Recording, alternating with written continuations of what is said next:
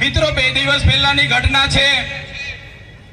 કેવડિયા ખાતે 2 યુવાનોને જયેશભાઈ સાનાભાઈ તડવી, સંજયભાઈ ગજેન્દ્રભાઈ તડવી ઢોરમાર મારવામાં આવે છે. આખી રાત કપડા ઉતારીને બાંધીને ઢોરમાર મારવામાં આવ્યો અને બીજા દિવસે FIR માં પણ એમના મજૂરોને રજૂ કરવામાં આવ્યા. અને દુઃખ અમને ત્યારે થયું કે પોલીસ અધિકારીઓ એ યુવાનો મરણ થયા છતાંય એવું સ્ટેટમેન્ટ આપ્યું કે આ યુવાનો અહીંયા ચોરી કરવા માટે આવ્યા હતા. શું આદિવાસીઓ ચોર છે? કેવડિયામાં અમારી જમીનો છીનવાયેલી છે, અમારા લોકો વિસ્થાપિત થયા છે અને દુર્ભાગ્ય અમારું એ છે કે ત્યાં અમને ચોર સાબિત કરવામાં આવે છે. અમે ક્યારે સાખી નથી લેવાના. જે લોકોએ અમને ચોર કીધા છે, આવનાર દિવસમાં એનો જવાબ પણ એ લોકોએ આપવો પડશે, એનો ખુલાસો પણ એ લોકોએ કરવો પડશે. 13 તારીખે 5 દિવસનું બેસણું કેવડિયા ખાતે એ લોકોનું રાખ્યું છે એમના પરિવારોએ. ત્યારે એ લોકોની આપવીતી જોઈને, એ યુવાનોને જે રીતે મારવામાં આવ્યા એ જોઈને ખરેખર એટલી બેરહેમીથી આદિવાસી યુવાનો પર અત્યાચારો થયા છે. ત્યારે આ 13 તારીખે આજના મંચ પરથી તમને આહવાન કરું છું, કેવડિયા વાળા એકલા નથી, એમની સાથે ડેડિયાપાડાના લોકો પણ છે. 13 તારીખે આખું કેવડિયા ભરાઈ જશે.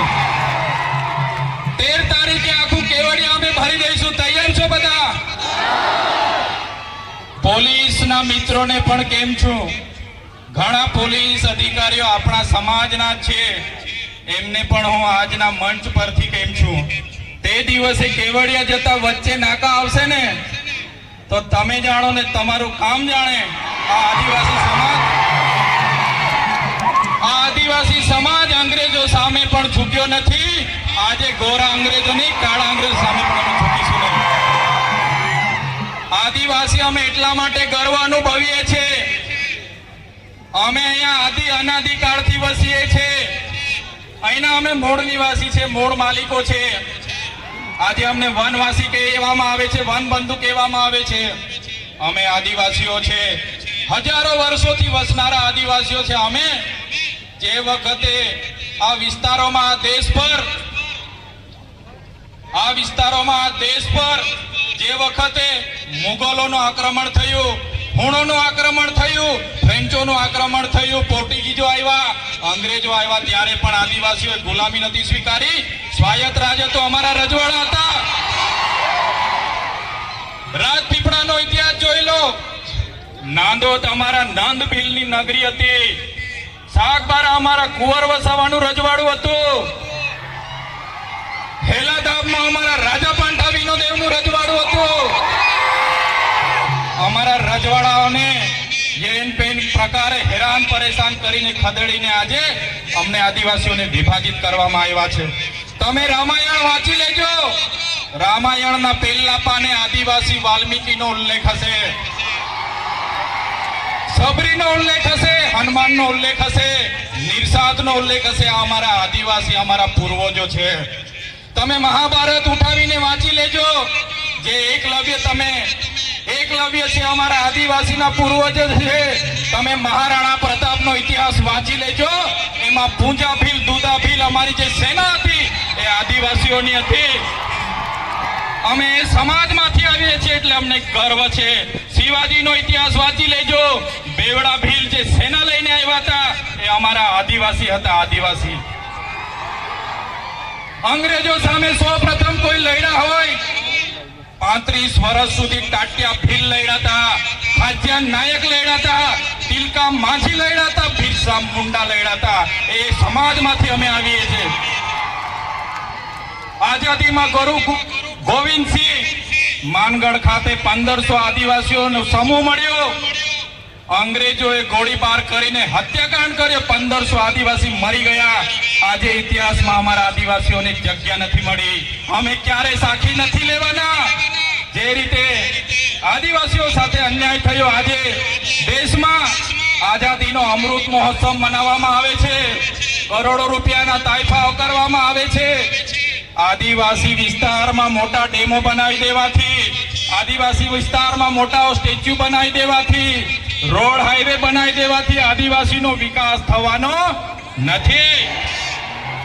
આદિવાસીઓને ડેમનું પાણી આપો, સારી શાળા આપો, સારી કોલેજ આપો, સારા ડોક્ટર આપો, સારી યુનિવર્સિટી આપો, તો જ આદિવાસીનો વિકાસ થવાનો છે.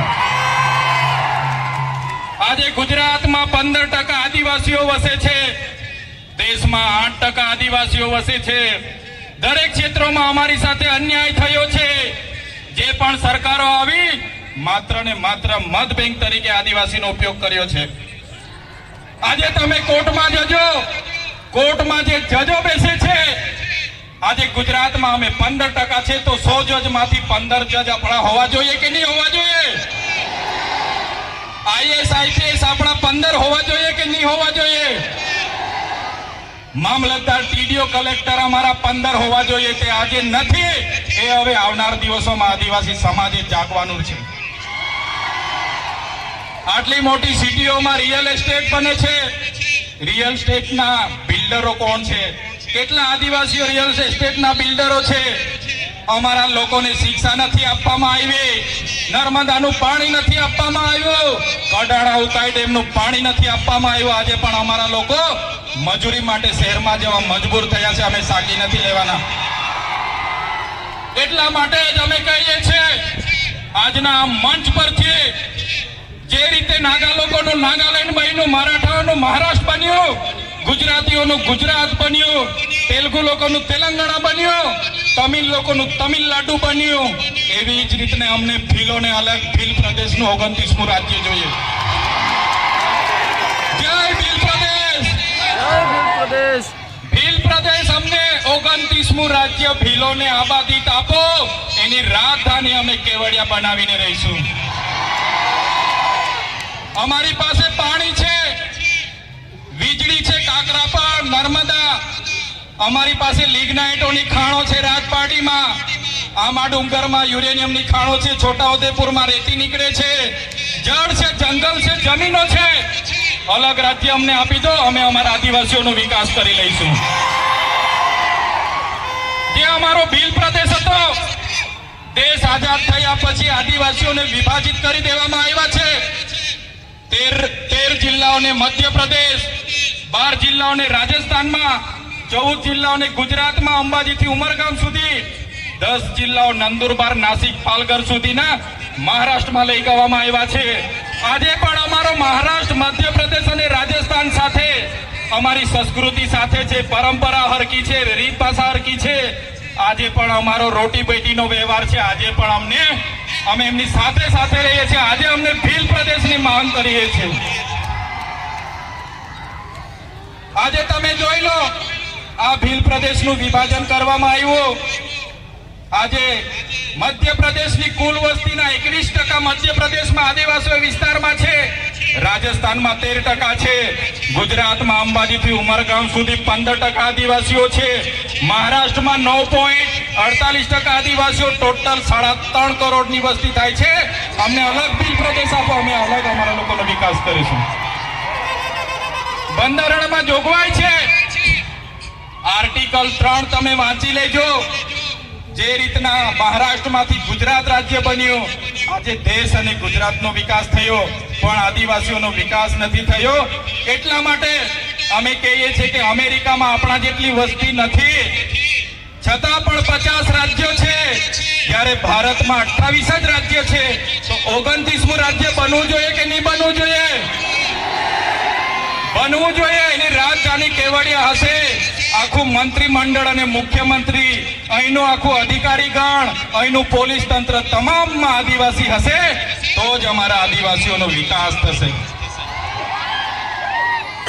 એટલા માટે જેટલા પણ અન્યાય અત્યાચાર થયા છે, ડેડિયાપાડાવાળાને એવું લાગશે, ઝઘડિયાવાળા, સાતબારાવાળાને લાગશે, કેવડિયાવાળાને મારી નાખે. આપણે શું? પણ નહીં.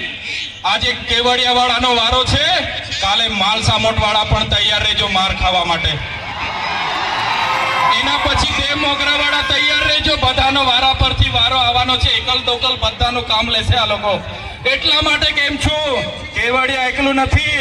આપણે બધાએ 13 તારીખે કેવડિયા જઈને આપણી એકતા બતાવવાની છે. એમાં કોઈએ પાછી પાની કરવાની નથી. વિકાસની વાતો થાય છે અને આદિવાસીઓ સાથે અન્યાય થયા છે ત્યારે અમે ક્યારે સાખી નથી લેવાના. આજે તમને એટલા માટે અમારે કહેવું પડે છે કે આપણા સમાજના લોકો પાર્ટી પક્ષમાં છૂટા છવાયા થઈ ગયેલા છે.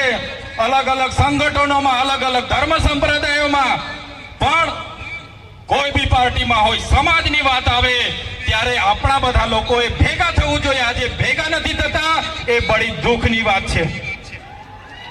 દુઃખની વાત છે, આપણે ભેગા નથી થતા.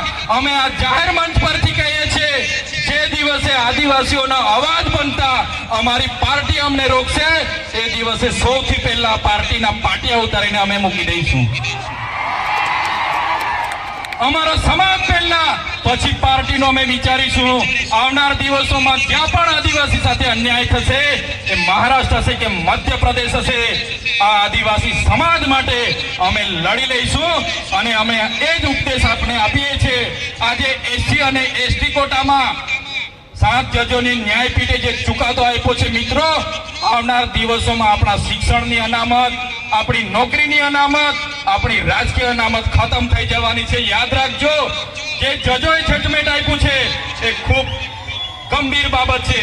મિત્રો, તમે જાણ્યું હશે, આ વિસ્તારોમાં નકલી કચેરીઓ પકડાય, નકલી અધિકારીઓ પકડાય, નકલી ઘી પકડાય, નકલી ટોલ નાકા પકડાય. પણ હું તો તમને કેમ છું કે નકલી આદિવાસી ધારાસભ્ય પણ આ ગુજરાતમાં છે. આપણા એસટી સર્ટિફિકેટ બનીને ધારાસભ્ય બનેલા છે. નકલી આદિવાસી ધારાસભ્ય પણ ખોટા સર્ટીના આધારે આજે બન્યા છે. ત્યારે આપણે બધાએ લડવું પડશે. એટલા માટે જ વધારે સમય નથી લેતા.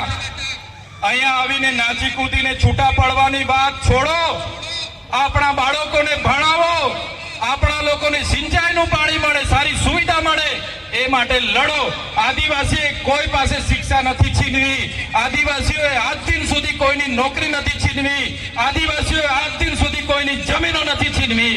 તો આપણું છીનવાય છે ત્યારે તમે કેમ ચૂપ બેસો છો? આદિવાસીઓનું છીનવાય ત્યારે આખો સમાજ ચૂપ બેસે છે, ત્યારે દુઃખ થાય છે. એટલા માટે કોઈ પણ પક્ષ પાર્ટીમાં જે પણ નેતાઓ હોય, વડીલો હોય, યુવાનો હોય, બધા જ લોકોને આજે હું આહ્વાન કરું છું, પક્ષ પાર્ટી ચૂંટણી આવશે ત્યારે આપણે દેખાઈ જશે. પણ જ્યારે સમાજની વાત આવશે, જ્યારે કેવડિયાની વાત આવશે, બધાએ નીકળી પડવું પડશે. તો જ આ લોકોને આપણી એકતા બતાવી શકીશું.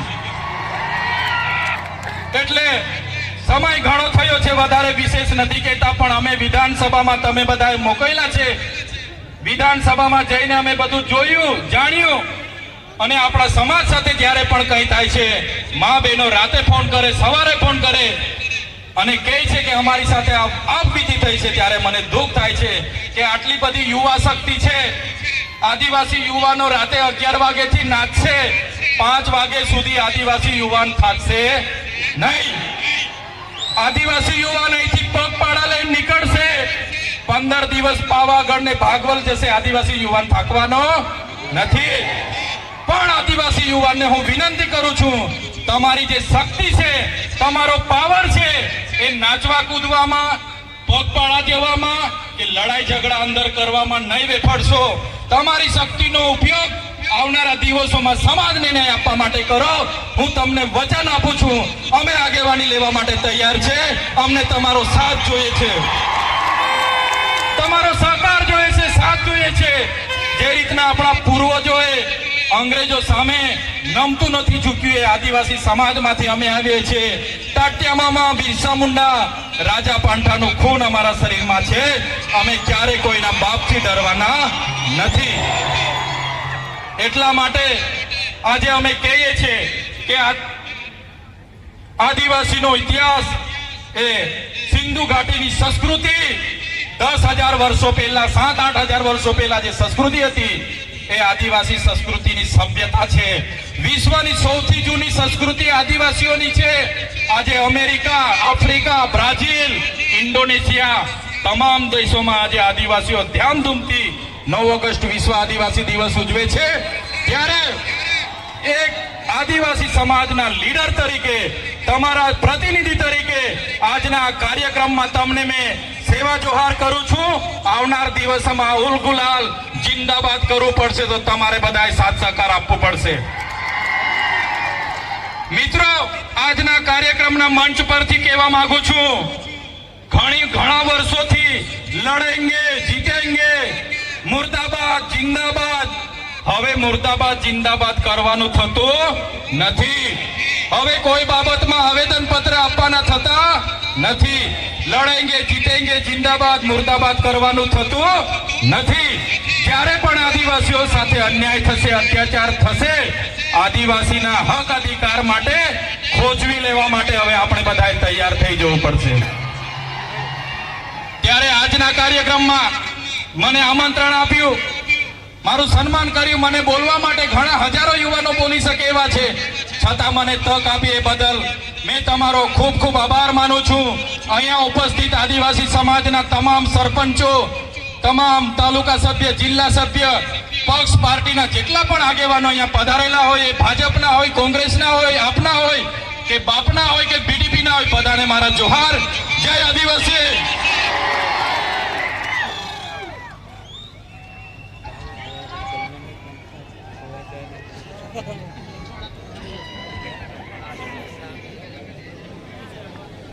ચૈતરભાઈનો ખૂબ ખૂબ આભાર. એમની વાત